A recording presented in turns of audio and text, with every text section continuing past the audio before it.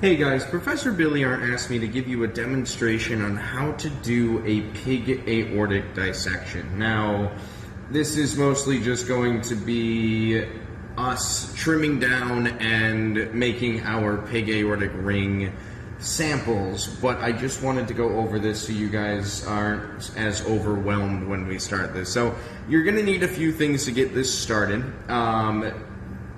And I have everything in front of here. I don't know what can be seen and what not, but I'll hold everything up in front of the camera in a second. But the first thing you're going to need is this blue tarp here. This is just what we use when we're doing any dissections in this lab. A few of them take place for various labs if you've had them in the past, but we just use this so we can dispose of it into the biohaz waste when it's done, and we don't make any of our surfaces that dirty. Speaking of biohaz waste, we're also going to need a small biohaz red bag, which we can always find over in the back corner next to the fridge, and we're also going to need a zip tie so that we can put that together.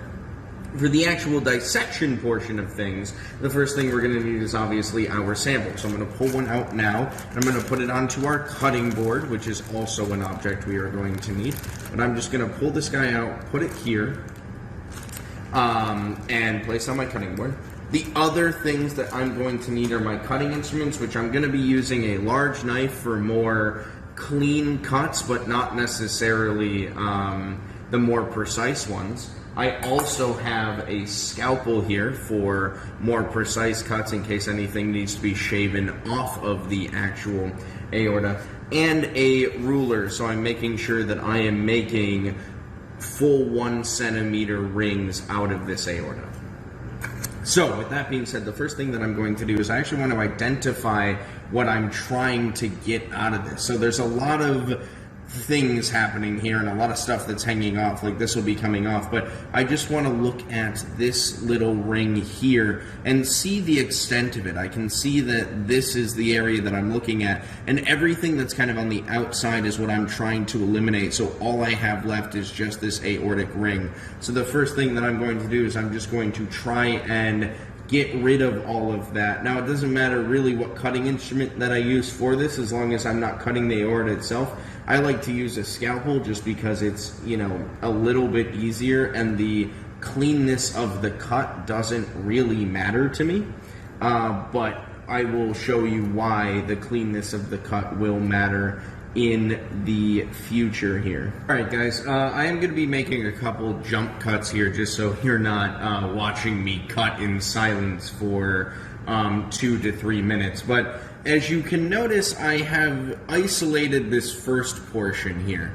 And I just wanted to show you guys kind of the progress, and this is about what it's supposed to look like. I've cut out all of the excess tissue here, and I've also kind of trimmed off a lot of the really fine tissue that's on here. Now I'm going to finish that all off and finish that there. But the other thing I want to draw your attention to are these capillaries that are on here. These are fine. These are obviously going to be coming on the aorta. I'm just going to be cutting them off in the final, but I just didn't want you guys to know that. But the other point that I wanted to make was the reason that I'm using the scalpel for these bigger pieces is because I want a finer, more controlled cut, and I don't want to be cutting any part of the aorta. So obviously this will cut, and this will cut very nicely, but it's a lot harder for me to isolate a certain area and cut with this without potentially nicking the entire aorta. So I'm using the scalpel to get rid of all that, and I'm really only going to be using this to cut my samples into rings. Alright, so now I've isolated the aorta, and this is effectively what most of them are supposed to look like.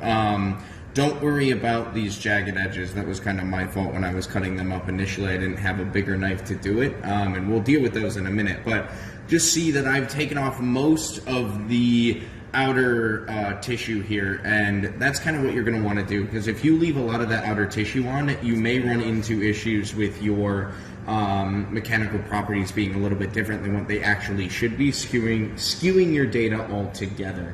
And I've also tried to trim these capillaries down as much as I can. Whoever gets this particular sample may need to do a little bit more work on this. But the last thing I want to show you is kind of how to cut this in a nice, even fashion.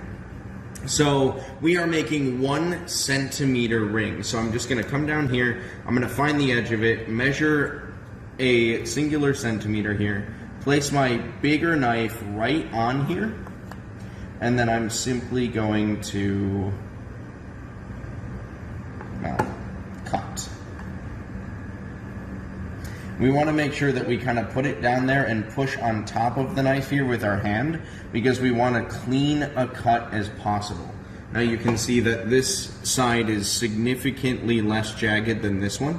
Now the issue with this one, we're obviously not going to use this, is because the other side was there, but I didn't want to cut off any of this. So in reality, we'll probably also have to cut off the end of this guy here, and then use whatever's remaining, because if your ring is not a good ring shape, then your mechanical properties are also going to be off. So you want to measure out a centimeter, put it on, push it down, punch through, and then kind of rock back and forth with the knife at the end of the day, just so we're not cutting or moving our arms like this, because we want a nice clean ring at the end of the day so that we can test.